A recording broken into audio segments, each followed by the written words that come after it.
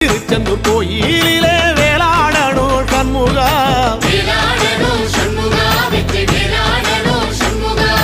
பிள்ளை ஆண்டான் பிள்ளை என வரம் கொடுக்கணும் சண்முகா,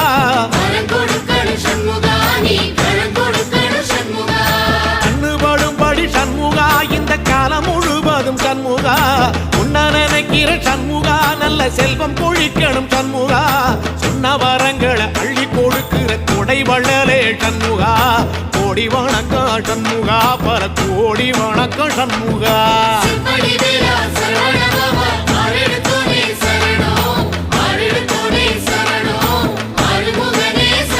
ஐயா மருதமர சத்தியமாகும் அறுபடைய சண்முகா,